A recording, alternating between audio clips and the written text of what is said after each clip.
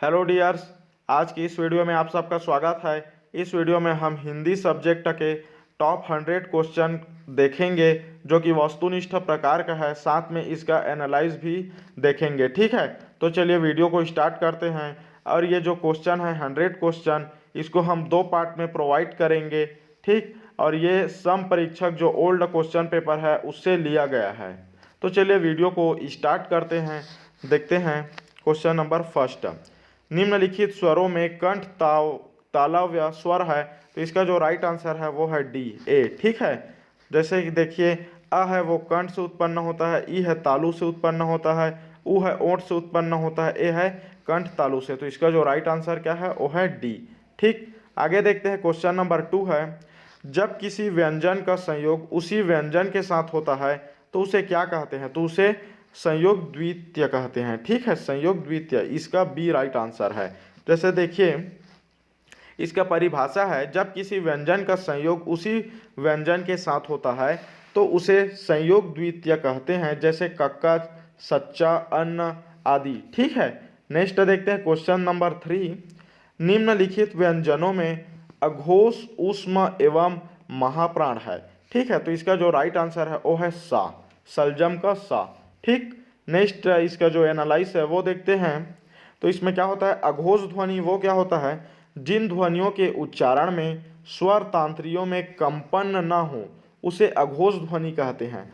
जैसे का, खा, चा, छा, इसको आप लोग क्या उच्चारण करके देख सकते हैं। ठीक है, इसमें क्या होगा, आप लोग के जो उच्चारण में स्वर तंत्रियों में कंपन न हो उसे अघोष ध्वनि बोलते हैं, मतलब कंपन नहीं होगा। ठीक है, लेकिन उसमें क्या बोलते हैं, जिनका उच्चारण एक प्रकार की रगड़ या घर्षण से उत्पन्न होता है, जैसे सा, सा, हा। ठीक है, इसमें थोड़ा घर्षण ऐसे उच्चारण करके आप लोग देख सकते हैं। ठीक, अब महाप्राण क्या है, तो जिन वर्णों के उच्चारण में मुंह से गर्म वायु या प्रक्षेपण आदि हो, साथ ही मुंह से हकार की ध्वनि निकले, जैसे खा, घा, सा, वा, सॉरी, सा। ठीक है, तो ये क्या है, महाप्राण है।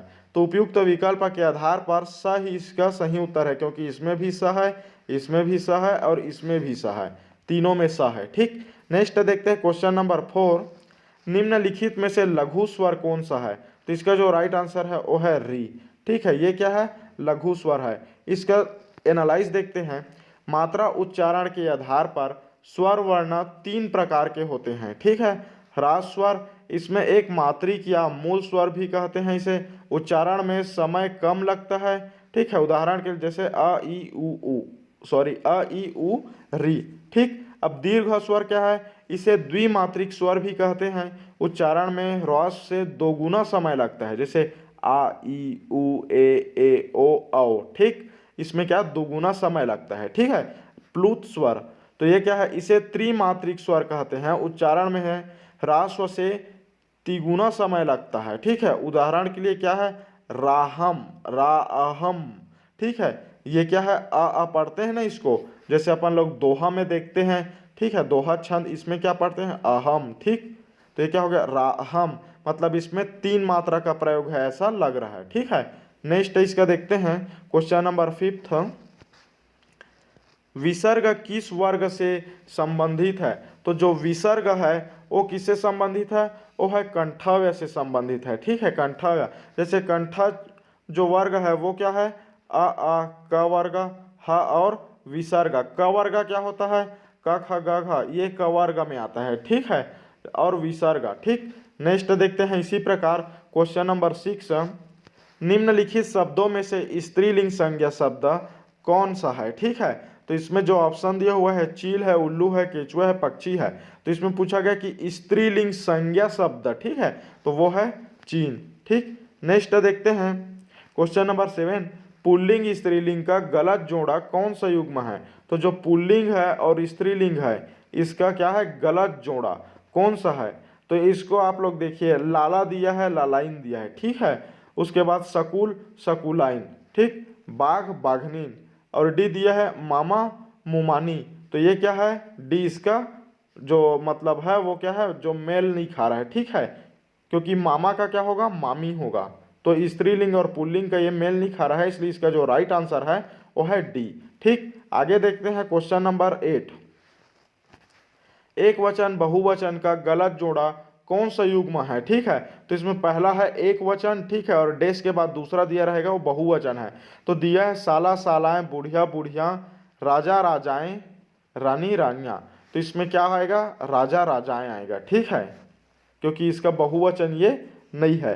इसका जैसे कि एनालाइज देखते हैं, राजा का एक वचन और बहुवचन दोनों ही राजा होता है। ठीक, कुछ शब्दों के रूप में एक वचन और बहुवचन दोनों समान, जैसे क्षमा, नेता, जल, प्रेम, गिरी, क्रोध, राजा, पानी, ठीक है, ईश्वर, आकाश, सूर्य, मन, ये सब क्या है, मतलब इसका एक वचन और बहुवचन सेम रहता है, समान रहता है। ठीक है, लोक, दर्शन, आंसू, अश्रु, भाग्य, आठ, प्राण, दाम, अक्षत, समा, केश, रोम इत्यादि का प्रयोग हिंदी में बहुवचन के रूप में किया जाता है।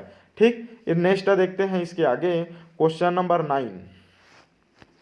निम्नलिखित वाक्यों में से सामान्य भविष्यत काल सूचक वाक्य का चयन कीजिए। ठीक है, तो इसमें क्या पूछा गया है, निम्नलिखित वाक्यों में से सामान्य भविष्यत काल सूचक, मतलब जो वाक्य है वो क्या भविष्य काल को सूचित कर रहा है। तो इसका जो राइट आंसर है वो है उस ऋषि का हृदय बड़ा कठोर होगा। होगा है, ठीक है, क्योंकि होगा का यूज किसमें होता है, भविष्य काल में होता है। जैसे कि हम यह किसको दें, ये क्या है, कौन सा काल है, ये आप लोग मेरे को कमेंट करके बताइए। ईश्वर आपकी बढ़ती करे, ये भी कौन सा कमेंट है, कमेंट करके बताइए। अब मैं क्या करूं, ये भी कौन सा जो क्या बोलते हैं काल है, उसको भी आप लोग कमेंट करके मेरे को बताइए। ठीक है, नेक्स्ट देखते हैं, अगर वह आता हुआ तो क्या होगा। ठीक, वाक्य में कौन सा काल है, अगर वह आता हुआ तो क्या होगा। तो इसका जो राइट आंसर है वह उपयुक्त में से कोई नहीं। ठीक, क्योंकि इसका एनालाइज देखते हैं, सामान्य वर्तमान काल में वह आता है वह देखता है। ठीक, संदिग्ध वर्तमान काल में वह आता होगा वह देखता होगा, इसमें संदिग्ध होते हैं। ठीक है, आशंका होता है। क्या है, संभाव्य वर्तमान काल में होता है वह आया हो वह लौटा हो। ठीक, नेक्स्ट देखते हैं क्वेश्चन नंबर 11। निम्नलिखित शब्दों में से कौन सा क्रिया शब्द से निर्मित भाववाचक संज्ञा शब्द है। तो इसमें पूछा गया है कौन सा क्रिया शब्द से निर्मित है। ठीक है, क्रिया शब्द, तो इसका जो राइट आंसर है वो है डी, सजावट, क्योंकि ये क्या क्रिया शब्द से निर्मित है। सजना क्या है, क्रिया है कि विशेषण है, आप लोग कमेंट करके बताइए। सजना एक क्रिया है, अतः सजाना क्रिया से भाव सजावट बनेगा। ठीक है, कमेंट करने की जरूरत नहीं है, यहाँ दिया हुआ है एनालाइज। नेक्स्ट देखते हैं, गुरु ने शिष्य को पोथी दी। ठीक, इस वाक्य में शिष्य तथा पोथी क्रमशः क्या है। ठीक है, तो जो शिष्य है और पोथी है ये क्या है, तो इसका जो राइट आंसर है वो है गौण कर्म तथा मुख्य कर्म है। ठीक, इसका क्या है, गौण कर्म तथा मुख्य कर्म। इसका एनालाइज देखते हैं, इस वाक्य में गुरु करता है, शिष्य क्या है, गौण कर्म है जो कर्म कर्ता के पास हो, पोथी क्या है, मुख्य कर्म है जो कर्म कर्ता से दूर हो। ठीक है, नेक्स्ट देखते हैं, काला घोड़ा शब्द में काला विशेषण संज्ञा की व्याप्ति को क्या करता है। ठीक है, तो जो काला घोड़ा शब्द है इसमें काला है वो विशेषण संज्ञा की व्याप्ति को क्या करता है, तो वो मर्यादित करता है। ठीक है, मर्यादित संकेंद्रित करता है। ठीक, मर्यादित से आशय रोकना या एक दायरे से बांधे रखना है। ठीक है, एक दायरे से बांधे रखना मतलब एक जगह में स्थायी रखना, संकेंद्रित रखना। ठीक, संकेंद्रित। ठीक है, काला घोड़ा शब्द में काला एक विशेषण है जो घोड़ा जातिवाचक संज्ञा की विशेषता बता रहा है, किंतु यह संज्ञा की व्याधि को मर्यादित करता है, अर्थात केवल काले रंग का ही घोड़ा, अन्य रंग का नहीं। ठीक है, तो ये इस प्रकार का इसका एनालाइज है। ठीक, नेक्स्ट देखते हैं क्वेश्चन नंबर 14। निम्नलिखित वाक्यों में प्रयुक्त क्रिया विशेषण शब्दों में स्थानीय क्रिया विशेषण का प्रयोग किस वाक्य से हुआ है।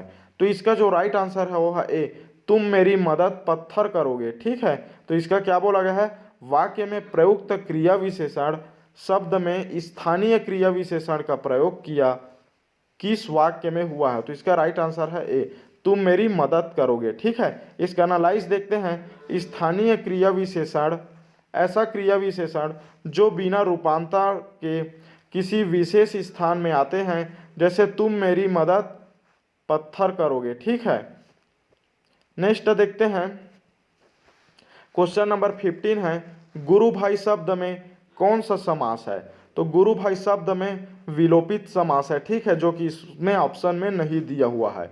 गुरु भाई का समास विग्रह, गुरु से भाई तत्पुरुष समास, गुरु भाई का समास विग्रह, गुरु के भाई से भाई कर्मधारय समास। ठीक है, तो इसका जो राइट आंसर है वो विलोपित आएगा। ठीक, नेक्स्ट मतलब विलोपित है इसमें। नेक्स्ट है, निम्नलिखित समासिक शब्दों में से अधिकरण तत्पुरुष का चयन कीजिए। ठीक है, तो इसका जो राइट आंसर है वो है कानाफूसी। इसका एनालाइज देखते हैं। कानाफूसी का काना में फुसफुसाना, कान में फुसफुसाना अधिकरण तत्पुरुष समास, जहां अधिकरण कारक की विभक्ति पर में का लोप होता है। ठीक है, अमचूर आम का चूर्णा। ठीक, संबंध है तत्पुरुष, विभक्ति है इसका का। मनमाना मन के अनुसार, तो अवयवी भाव समास है। दस्तकारी है, तो इसका दस्त स किया गया कार्य करण तत्पुरुष, इसका जो स है किया गया कार्य है करण तत्पुरुष समास। ठीक, नेक्स्ट देखते हैं,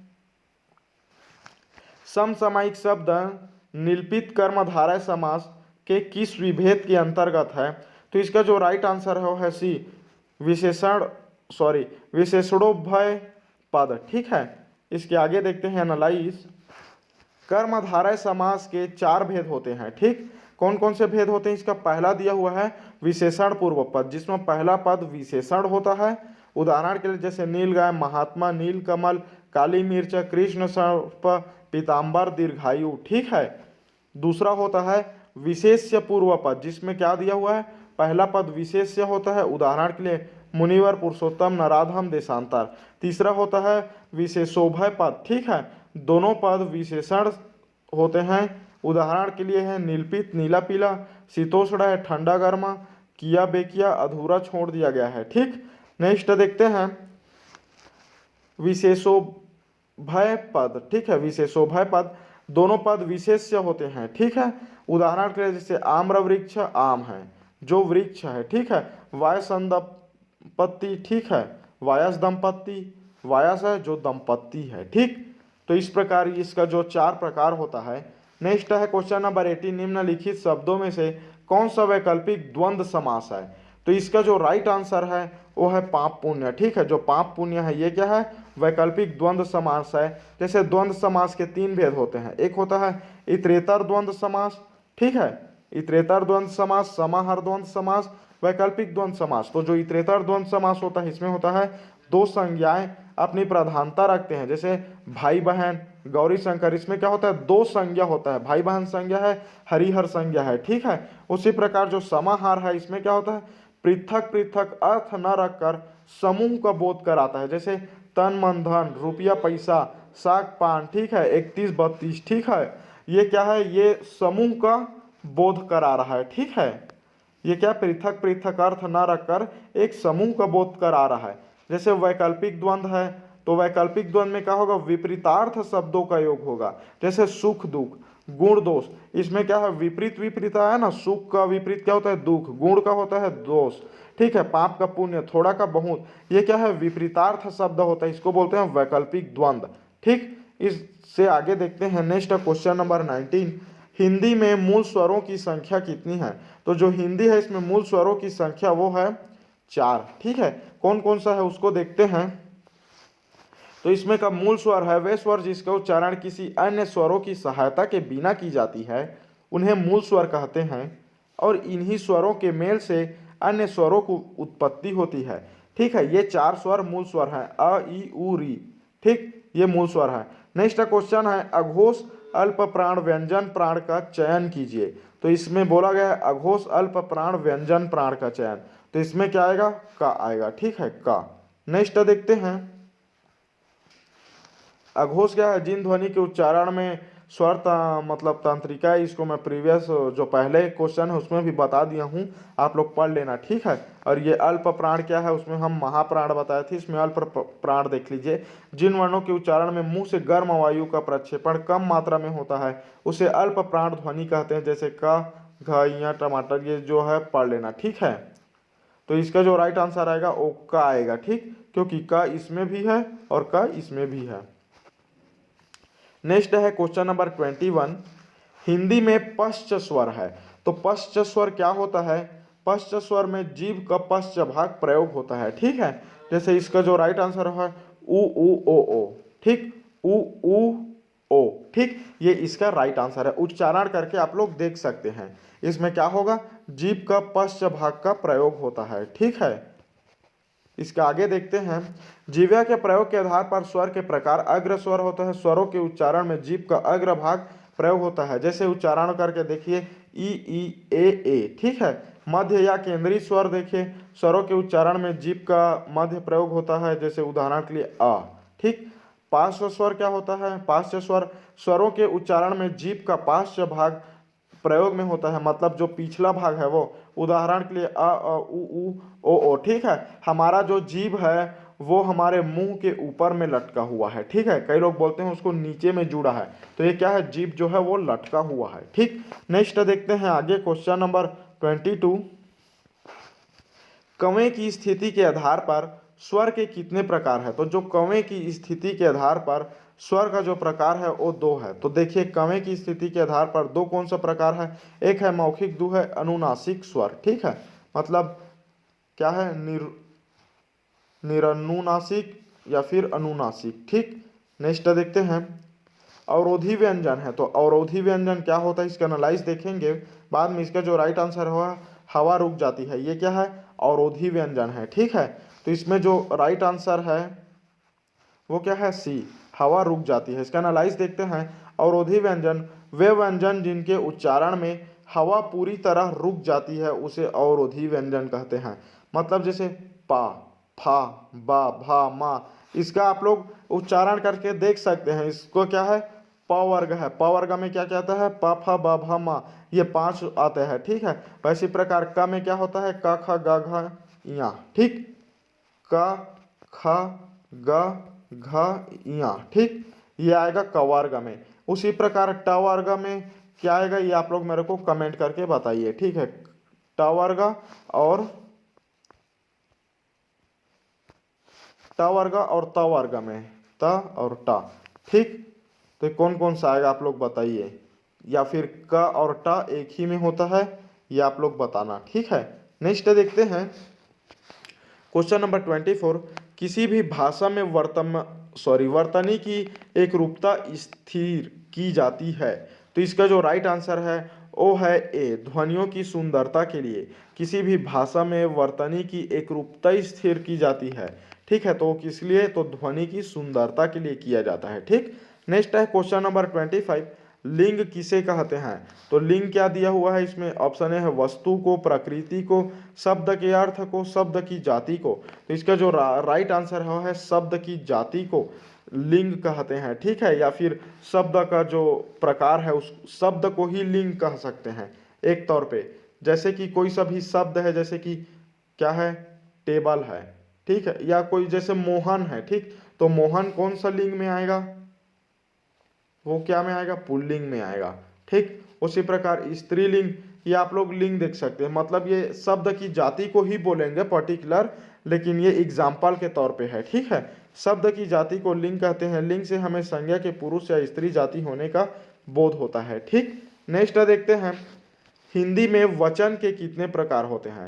तो हिंदी में वचन के कितने प्रकार होते हैं, दो प्रकार होते हैं, एक वचन, बहुवचन। इसमें क्या होता है, द्विवचन नहीं होता, ठीक है। आगे देखते हैं सीता पढ़ रही होगी, इस वाक्य में वर्तमान काल का उपभेद है। तो इसका जो राइट आंसर है संदिग्ध वर्तमान, ठीक है। इसका राइट आंसर क्या है, संदिग्ध वर्तमान। चलिए देखते हैं आगे इसका एनालाइज।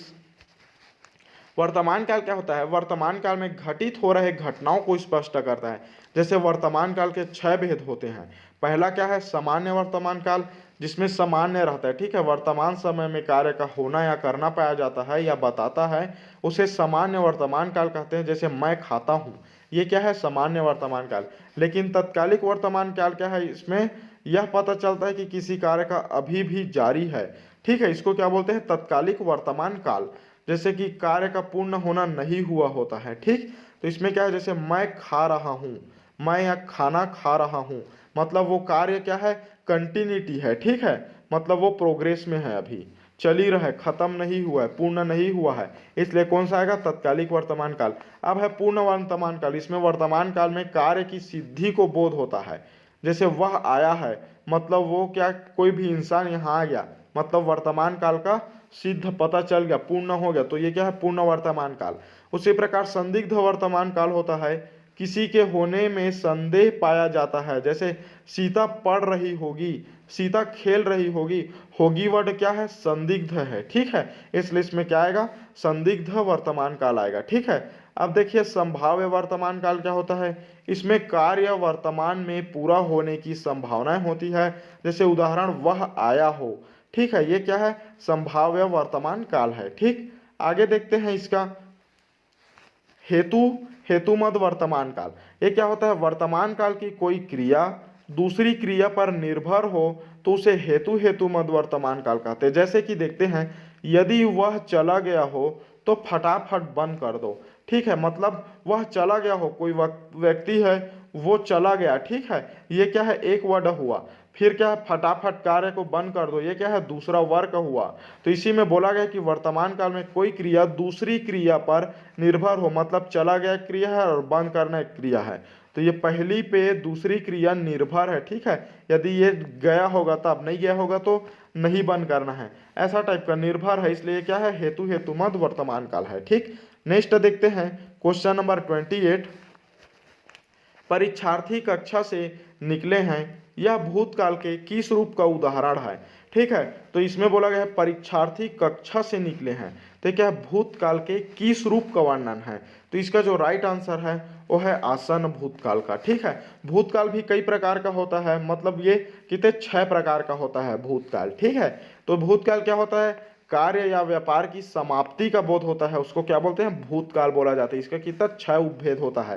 पहला है सामान्य भूतकाल, क्रिया के बीते हुए समय में समाप्त होने की सामान्य सूचना मिलती है, उदाहरण मोहन गया वह आया, तो ये क्या है, सामान्य भूतकाल है। दूसरा है आसन्न भूतकाल, क्या होता है, तो जो आसन्न भूतकाल है उसमें क्या, क्रिया की समाप्ति निकट भूत से क्रिया की समाप्ति निकट भूत से या तत्काल ही सूचित होती है, उदाहरण विद्यार्थी द्वारा निकले हैं, ठीक है, तो विद्यार्थी द्वारा जो निकले हैं, इसमें क्या आएगा, इसमें दिया है विद्यार्थी कक्षा से निकले हैं, तो इसमें क्या आएगा, आसन्न भूतकाल आएगा, ठीक है, क्योंकि इसमें आप लोग देखे हैं कि आसन्न भूतकाल में क्या आएगा, समाप्ति निकट भूत हो या सूचित हो तो उसे ही क्या बोलते हैं, आसन्न भूतकाल बोलते हैं। जैसे विद्यार्थी कक्षा से निकले हैं, राम अभी आया है, मैंने खाना खाया है, वह अभी गया है, ठीक। पूर्ण भूतकाल क्या है, भूतकाल में क्रिया की समाप्ति के समय का स्पष्ट ज्ञान होता है, उदाहरण तुमने मेरा घर देखा था, राम ने रावण को मारा था, ये क्या है, पूर्ण भूतकाल है। भूतकाल की क्रिया समाप्ति के समय का स्पष्ट ज्ञान होता है, ठीक है, समाप्ति के समय का स्पष्ट ज्ञान होता है, उसको क्या बोलते हैं, पूर्ण भूतकाल बोलते हैं। याद रखना आप लोग, जिसको बता रहा हूँ ये बहुत ही ज़्यादा इंपॉर्टेंट है, ठीक। क्वेश्चन में इसका जो एनालाइज है इससे भी क्वेश्चन पूछ सकता है, केवल आप लोग इसका जो एमसीक्यू है उसी पे ध्यान मत दीजिए, जो एनालाइज कर रहा हूँ उसको भी आप लोग अच्छे से ध्यान दीजिएगा, ठीक है। देखते हैं इसका जो है अपूर्ण भूतकाल, तो अपूर्ण भूतकाल में क्या आएगा, क्रिया के भूतकाल में होने का ज्ञान होता है परंतु समाप्ति का नहीं, उदाहरण है वह पढ़ रहा था, गाड़ी आ रही थी, ये क्या है, अपूर्ण भूतकाल है, ठीक है। नेक्स्ट है 5वां नंबर का संदिग्ध भूतकाल, भूतकाल में कार्य के पूरा होने का संदेह बना रहता है, उसे क्या बोलते हैं, संदिग्ध भूतकाल बोलते हैं। उदाहरण जैसे कि राम ने गाया होगा, वह गाया होगा, ये क्या है, संदिग्ध भूतकाल है, होगा वर्ड आया है, ठीक।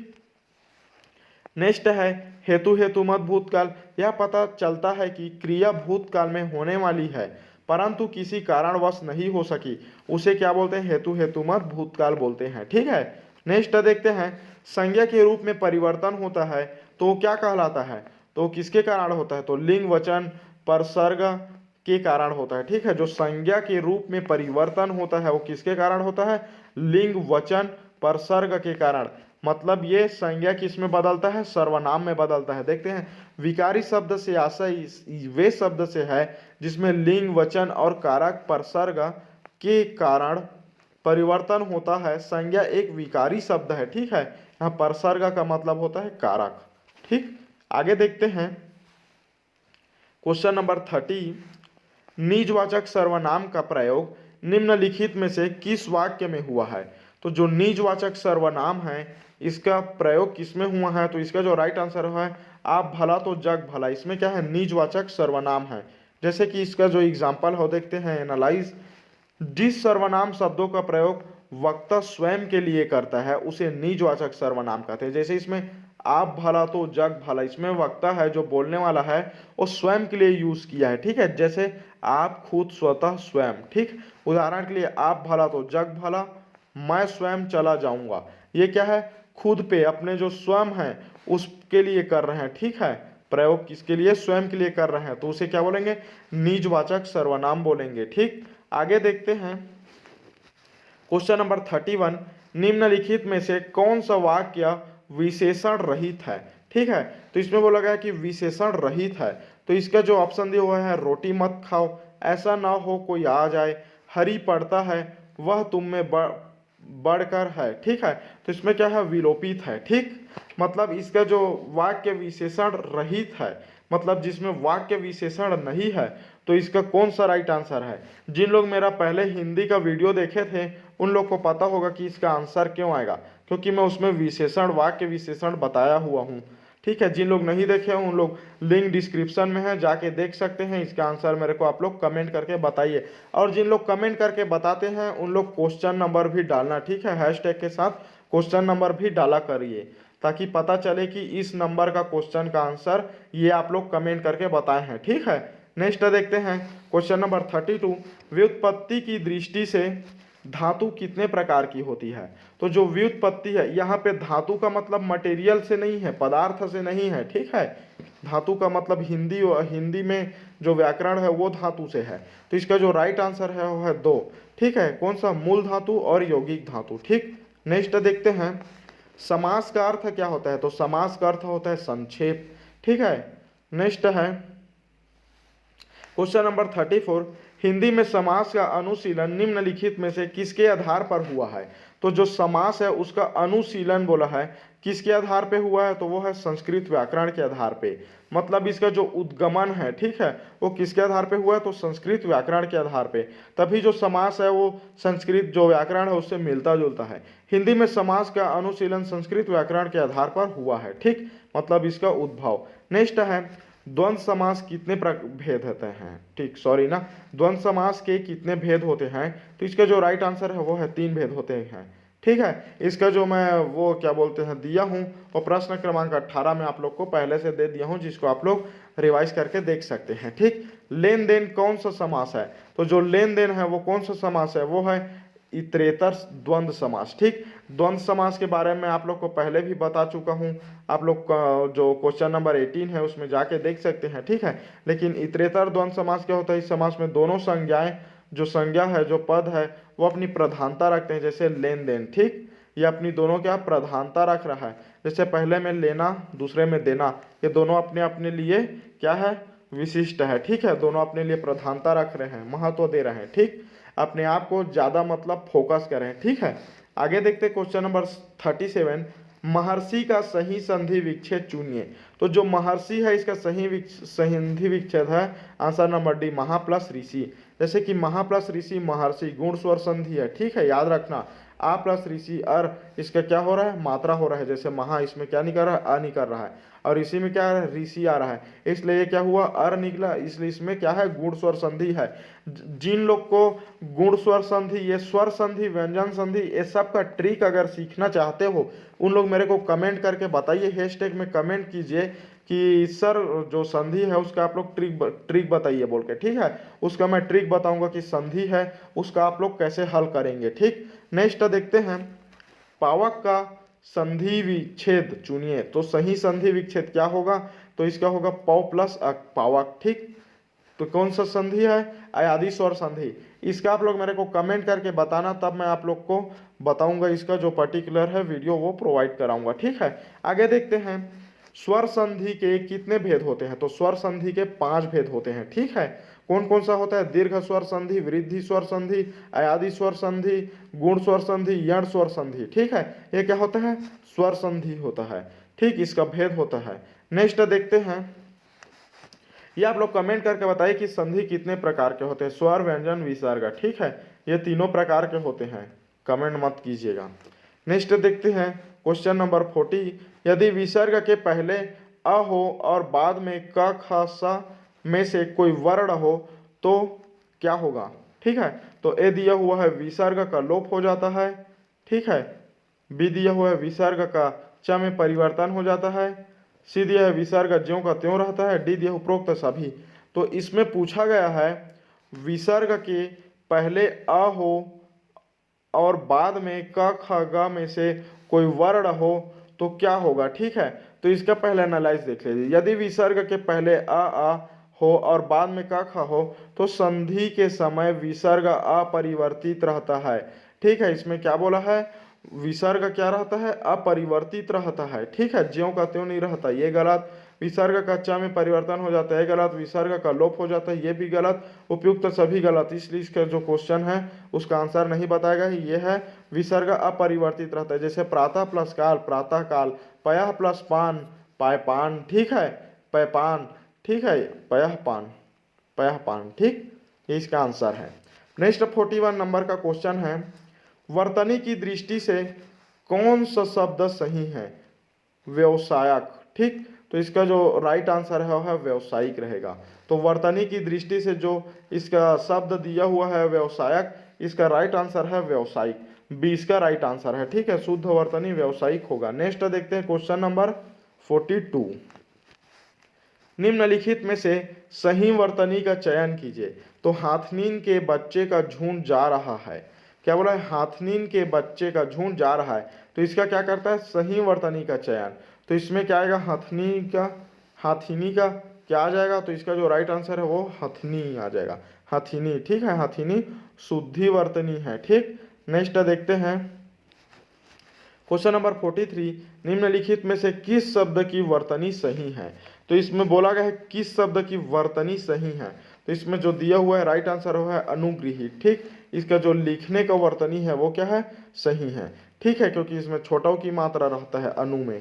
ठीक, और गृह में ऋषि का री का मात्रा रहता है और हा में बड़ाई की मात्रा रहता है। ठीक है, इसलिए कौन सा है? अनुगृहित इसका राइट आंसर है। नेक्स्ट देखते हैं क्वेश्चन नंबर 44, निम्नलिखित में से सही वर्तनी वाला शब्द चुनिए। तो उज्ज्वल का सही वर्तनी वाला शब्द कौन सा है? ये डी है। ठीक है, उज्ज्वल इस प्रकार से लिखते हैं। ठीक, नेक्स्ट देखते हैं क्वेश्चन नंबर 45, पाठक का स्त्रीलिंग रूप है। तो पाठक का स्त्रीलिंग रूप पाठिका है। ठीक है, पाठिका इसका क्या है? स्त्रीलिंग रूप है। इसका देखिए कुछ एनालाइज देखते हैं इसके बारे में।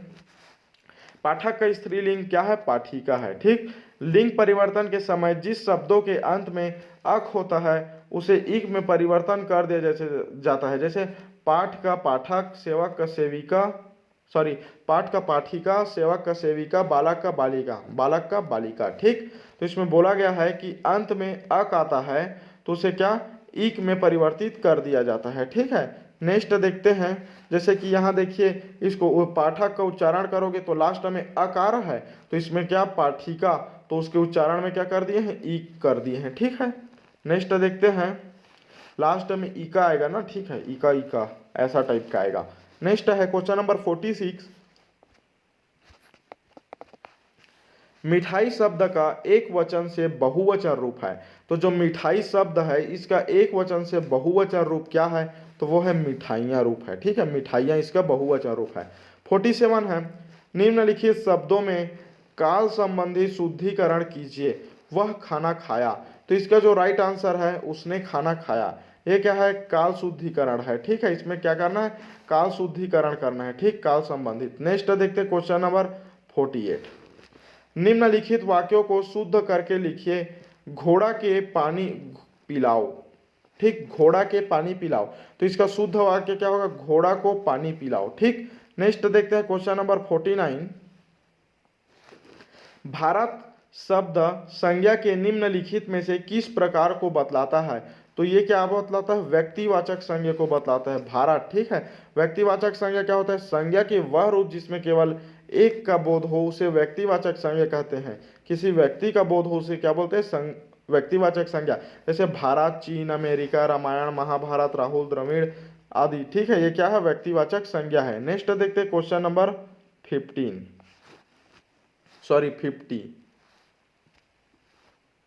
निम्नलिखित वाक्य में सर्वनाम का सही प्रयोग कीजिए। सोचता हूं कि हम इस दुनिया में रहने के योग्य नहीं है। तो इसका क्या है, सर्वनाम का प्रयोग करना है। तो उसका राइट आंसर है बी, सोचता हूं कि मैं इस दुनिया में रहने के योग्य नहीं हूं। ठीक है, तो इस प्रकार क्या है, हमारा 50 क्वेश्चन कंप्लीट हुआ है। नेक्स्ट देखते हैं क्वेश्चन नंबर 51। निम्नलिखित में से कौन सा शब्द विशेषण है। तो इसका जो उत्तर है वो है डी, सुंदर। ठीक है, सुंदर विशेषण है जबकि तीनों भाववाचक संज्ञा है। ठीक, नेक्स्ट देखते हैं क्वेश्चन नंबर 52। तो इसमें क्या है, निम्नलिखित में से हथियाना क्रिया का प्रकार चुनिए। तो इसमें क्या पूछा गया, हथियाना क्रिया का प्रकार चुनिए। तो इसका जो राइट आंसर है वो है नाम धातु रूपम। ठीक, नाम धातु रूपम, ये क्या है, हथियाना क्रिया का प्रकार। जैसे इसका देखते हैं एनालाइज, नाम धातु रूप क्या है, नाम बोधक क्रिया जो धातु संज्ञा अथवा विशेषण के मेल से बनती है। ठीक, किसके विशेष, धातु संज्ञा और विशेषण के मेल से बनती है। जैसे कि संज्ञा प्लस क्रिया, हाथ हथियाना, बात बतियाना। ठीक, अब है विशेषण प्लस क्रिया, दुख दुखी होना, और फिर है गरम गरमाना। ठीक है, ये क्या है, यह है नाम धातु रूप। ठीक, तो इस प्रकार इस पार्ट में हम 52 क्वेश्चन देखेंगे। नेक्स्ट इसका पार्ट 2 अपलोड होगा। यदि आप लोग कमेंट करके बोलिएगा तभी इसका पार्ट 2 अपलोड होगा, वरना इसका पार्ट 1 ही अपलोड रहेगा। ठीक है, तो पार्ट 2 का यदि आप लोग अपलोड करवाना चाहते हो तो कमेंट करके बताइए। ठीक है, तो चलिए मिलते हैं अब नेक्स्ट वीडियो में। ये जो 52 क्वेश्चन बताया हूँ इसको आप लोग अच्छे से पढ़ लीजिएगा। ठीक, बहुत ही ज़्यादा इम्पोर्टेंट है क्योंकि ये जो प्रीवियस सम परीक्षक का एग्जाम है उसी से लिया गया है पूरा हिंदी के क्वेश्चन को। तो मिलते हैं नेक्स्ट वीडियो में। जिन लोग न्यू हैं उन लोग इस चैनल को लाइक, शेयर और सब्सक्राइब अवश्य करें, और साथ में बेल आइकन भी प्रेस करें ताकि जो भी मैं वीडियो अपलोड करूं और आप लोग को सबसे पहले नोटिफिकेशन के जरिए प्राप्त हो सके। तो मिलते हैं नेक्स्ट वीडियो में, आज के लिए बस इतना ही।